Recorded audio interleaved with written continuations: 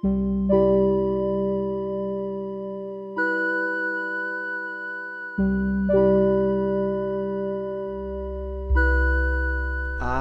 Billy Blue, my knight in shining brindle.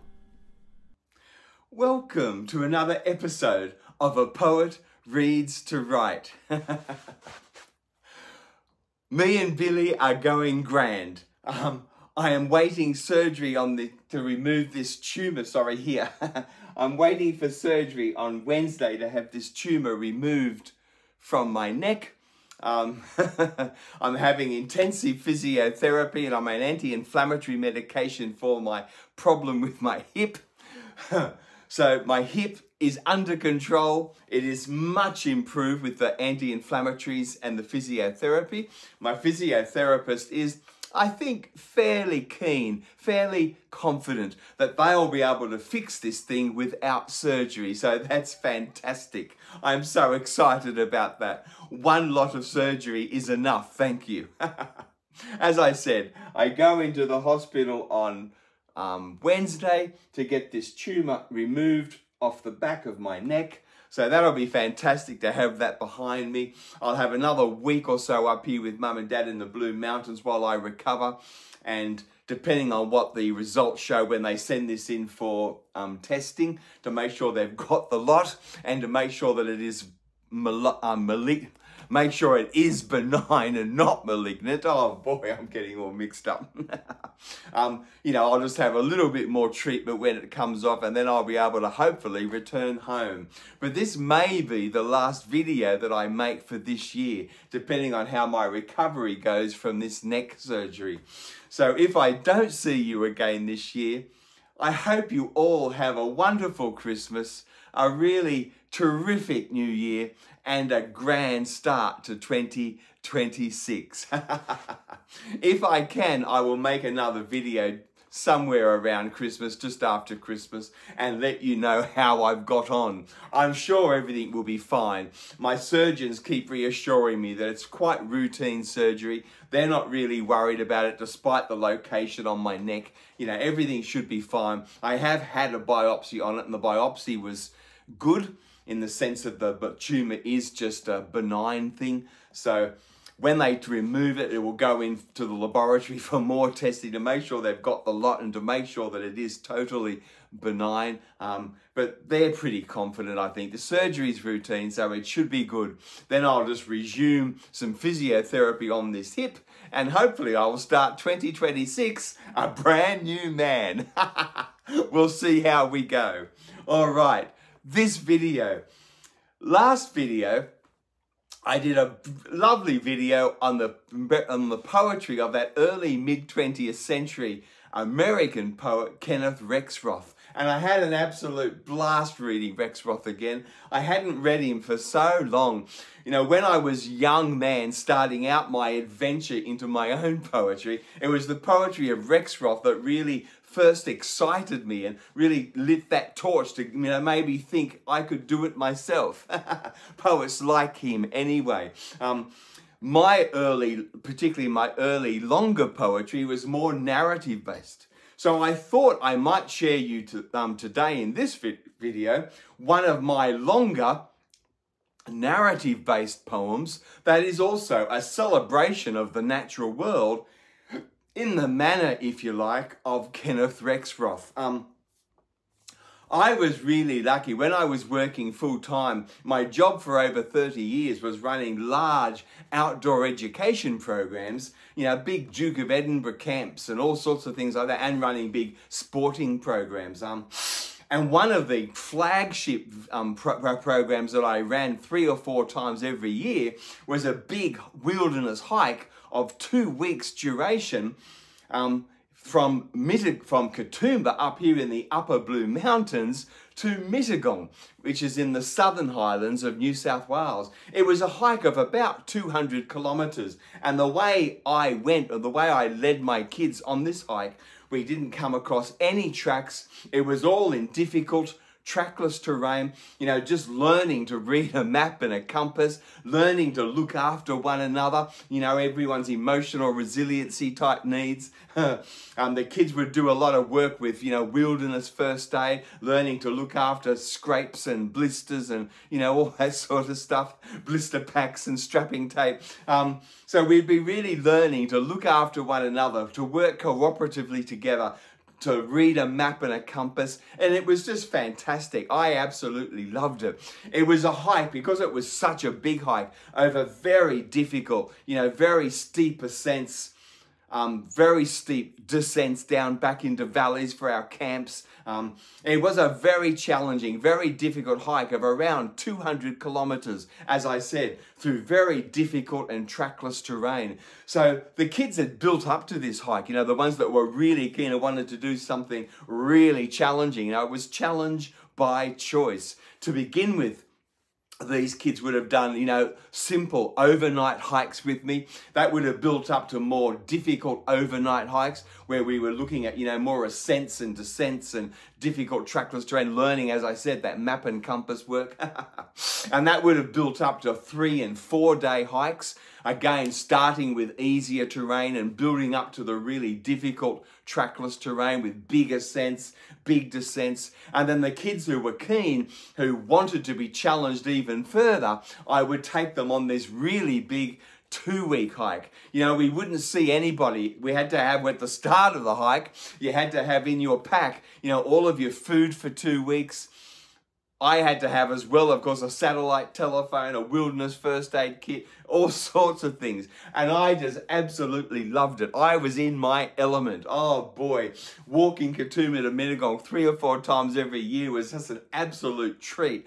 I loved it. And of course, you were doing it with the kids. You know, they were sort of 15, 16, 17-year-old teenagers.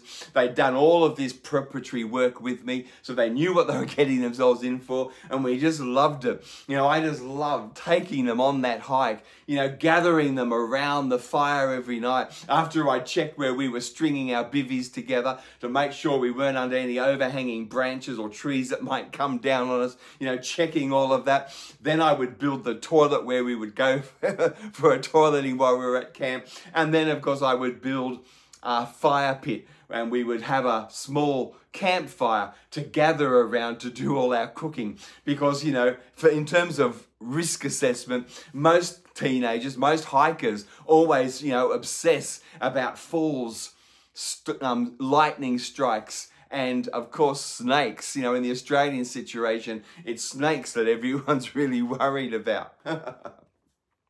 But in truth, the biggest threat, the biggest danger of any hiking group, particularly with teenagers, of course, is cooking. You know, that's the cutting and burning peril. So kids weren't allowed to cook off on their own. Everyone gathered around the fire pit with me. We had a wonderful cooking circle where we were, you know, not only cooking in safety under my supervision, but also, of course, telling stories and yarns and looking after one another cooperatively around the fire. Oh, it was just fantastic. I loved it. And then, of course, every night around the fire before bed, we would also debrief the day, look ahead to the next day to what challenges we might have, and, you know, before heading off into bed. I just absolutely loved it so much. Here is a long poem that I have written in the manner of Kenneth Rexroth. So it is a real celebration of consciousness, of being alive in the moment, you know, fully alive in that moment of time, alive to your senses, to, you know, with each other, the other people you are with. But my poem, as you will see, is much more narrative based than Kenneth Rexroth's poetry. It just seemed to be the way I went. Here's a long poem that I call Learning on the Line. And it's a real celebration of leading these kids out into the bush for 2 weeks for this wonderful walk from Katoomba to Mittagong. Learning on the Line. Their parents gone, we start gathering around the line of a fortnight's challenge by choice, measured in meals and scroggin, socks, blister packs, fuel.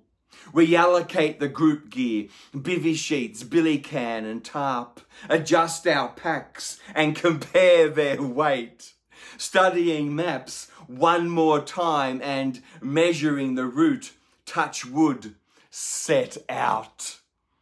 Cliff Drive to Glen Raphael's and Narrowneck Plateau, where morning mist is spilling over swampy heaths and packed pygmy eucalypts bottlenecking our postcard scenes. Like marauding gang cockatoos, the kids start frivolous. Let's napalm these trees and snatch a view, they say. We walk into sclerophyll, the odd face of sandstone and shale, too sheer for growth, the richer green of watercourses and east-facing walls. I look at maps, orientating my high spirits, teaching navigation basics and joking into this measured beauty as we saw. But one of the kids cut in saying, "Come on, Corridor, we'll rescue Chopper's Circle all day. All we'll do is bush bash Lost." At last the end of Narrowneck, and we climb the cliff line down to Medlow Gap, and 2 hours more to Mob Swamp Cave, our camp. What bastard promised this would be our easy day? With sugar levels low, the careless push for camp fractures certain tempers. So amidst some cranky laughter, I readdress the rules, motivating our final effort when freed of packs, a coffee and a freeze-dried meal will make the relief of conversation around the fire at night. Before the luxury of an overhang's dirt floor, the Milky Way and the full moon lighting the veneer outside. We wake at dawn or thereabouts, a cold fog in the casuarinas outside. Breaking camp a little later than I might have liked. We look at maps, measuring the angles of our route and set to climb Warrigal Gap, contouring round the western edge of Merry Merrigal. We traverse Mount Dingo to the Bushwalkers' War Memorial, Splendor Rock. Lunching with views of the days ahead, the Cox's Gorge, the Gangerang Ranges to Canangra Walls, a grass tree, Xanathoria australis, high on conglomerate rock, collects our attention like regimental colours and provokes Smithy. "Come off it, Phil, it's a black boy, a spear-throwing black fella. Quick, let's souvenir the shaft." I sweet-talk the group with the adventure of bush tugger and craft, a one-plant supermarket, spears, fire sticks, sugar, grubs and glue. You think this is wilderness, but it's the first Australians' country.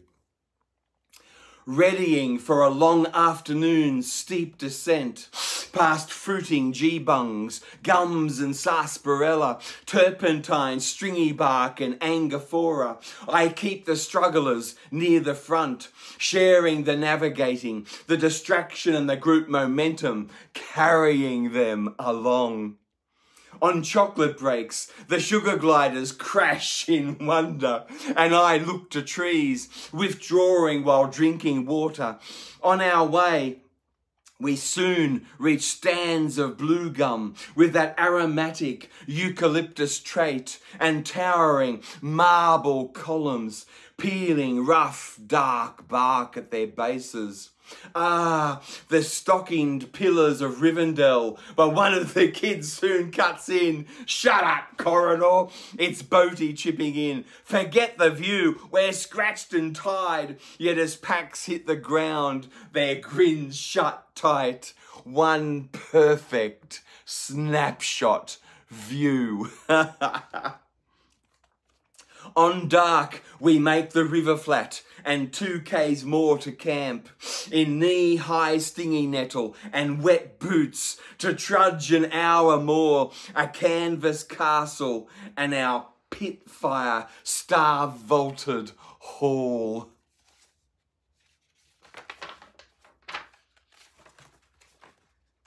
Got some sticky pages here, sorry. That night we lay below the mountain, creekside, like trout facing upstream, still against the flow and waiting. At dawn we crossed Canangra Creek for 2 days climbing, then another with burning, aching knees, gingerly down. Our transit over these Gangerang ranges, Mount Strongleg, Mount Cloudmaker, Mount Stormbreaker, high and mighty, the rip, roar and rumble knolls. We debriefed each night, grim if elated. Our camps were eyries along the Gundungara's oaked line, and as I spotlighted their middens, the kids mimicked me, hooting open-eyed. At the campfire, Dinesh in parody stoked the embers. This is journey as metaphor, the summits lighting with tolerance and testing with fire. Making fun of me and my debriefing every night. At last, we climbed the Bullhead Ridge and Cambridge Spire down to the Bushwalkers' Grail, water running cool and clear over river sandstones, cream and pink, the breeze singing down currajongs and myrtles, casuarinas and figs. Our prize, the Cowmung Gorge. Setting a base camp, we swam and explored the Chitty Obelisk and Red Hand's Cave, climbing Mount Armour's columnar basalt caps. This perfection was valued as limestone slurry, I preached. The kids broke into love is all around.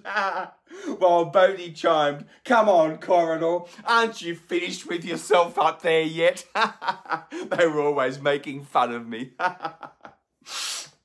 We stand around the fire tonight and talk in drizzle, joyful for 3 days' rest, the balm of being wild. It ends tomorrow, breaking camp, weighing down our packs as muscles tighten.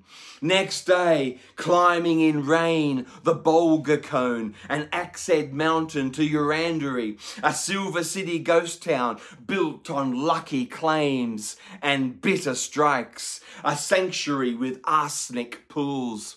Late that afternoon, we find the lodge and resupply, closing the door against the cold outside as the kids collect each other with food and games, drying around the hearth and cheering, tonight we sleep in beds.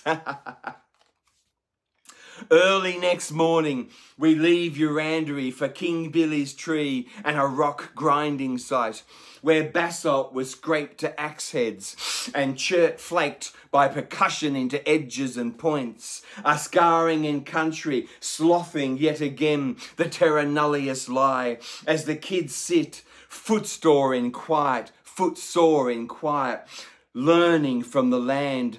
After, to savour their redolence, we crush sassafras leaves by the handful and walk on. Fording the Wollondilly, we seek sustenance in scroggin, tuna and flatbread before climbing the Wanganderries and down to the Natai on dusk. A casuarina and wattle bloom gorge, so sandy poor, yet teeming with scribbly gum, coachwood and silvertop ash. We camp in a grove of ancient paperbarks, stinging net or cramping us in. For 5 more days we make and break camps, hiking on. Often we wade in the Natai's nourishing brown flow. Often we wade in the Natai's nourishing brown flow. Secure in our waterproof packs and maps, as well we joke, a resiliency born in blister packs. Our final campsite, Tonight the kids string their bivvies together and celebrate tall stories. A thunder and blood Black Panther and Cannibal Kev. The near misses, their rolls and rolls of strapping tape. They prepare each other meals, a billy of tea, and amidst rounds of song, forecast the luxury of their next fast food. You get to the end of a hike like this and all you want to see is a Macca's or a KFC. Thank you for sharing this poem with me. I hope you've enjoyed it. And please, once again, if I don't make another video until next year, please have a wonderful Christmas, a terrific New Year, and a great start to 2026. Thank you for being here with me on this journey. Thank you, and bye for now.